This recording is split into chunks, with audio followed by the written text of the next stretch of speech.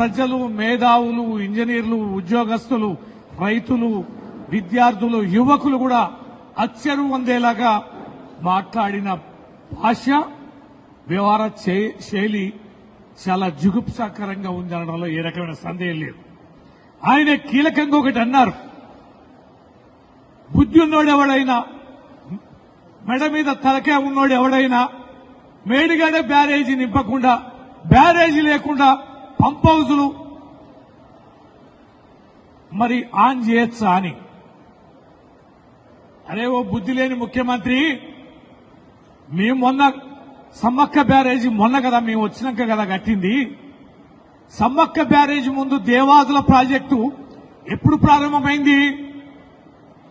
ఎన్ని సంవత్సరాలు మీరు పంపింగ్ చేశారు? దేవాదుల పంపింగ్ వితౌట్ బ్యారేజీ 15 సంవత్సరాలు పైగా మీరు పంపింగ్ చేశారు కదా. అరే మెదల్లేని సన్యాసులరా, మీ ప్రభుత్వమే ఉంది, మరి బ్యారేజీ కూడా కట్టలే.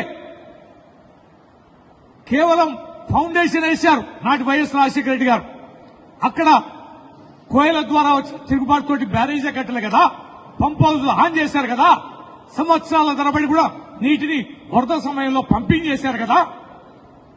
ఈ మాత్రం సోయి లేదా? ఈ మాత్రం చారిత్రక అంశాలని, నీ గత అంశాలని నెమరు వేసుకుంటే అర్థమవుతుంది కదా. మేడిగడ్డ బ్యారేజ్ ఎక్కడ ఉంది? కన్నెపల్లి పంప్ హౌస్ ఎక్కడ ఉంది? మరి కన్నెపల్లి పంప్ హౌస్ లోకి మరి ఎంత డౌన్ లో ఉంది? అక్కడికి ఎన్ని నీళ్లు పంప్ హౌస్ కి టచ్ లో ఉన్నాయని ఇవన్నీ చెప్పావు కదా. అన్ని వివరంగా ప్రత్యక్షంగా అక్కడ నిలబడి విజువల్స్ ద్వారా చూపించుకుంటూ మా కేటీఆర్ గారు మేమందరం కలిసి విజిట్ చేసి చెప్తే నీకు అర్థం కాలేదా? నీకు ఆ మాత్రం సోయి లేదా? ఖచ్చితంగా నీళ్లకు సంబంధించి ఎల్నీలో సమస్య ఉందని తెలుసు, నీకు వస్తుందని ముందస్తుని తెలుసు. మళ్ళా ఈ బుద్ధి లేని ముఖ్యమంత్రి ఏమంటాడు, నాకు తెలుసు వచ్చని, అందుకనే నేనన్నా ఆర్దడి పంటలు వేసుకోమనమని. రైతుల్ని సన్యాసులు అని అంటాడు, చెప్పినానంటాడు. ఇవన్నీ చెప్పేవాడివి వచ్చిన వరదని ఎట్లా పంపింగ్ చేసుకోవాలో కూడా తెలీదా?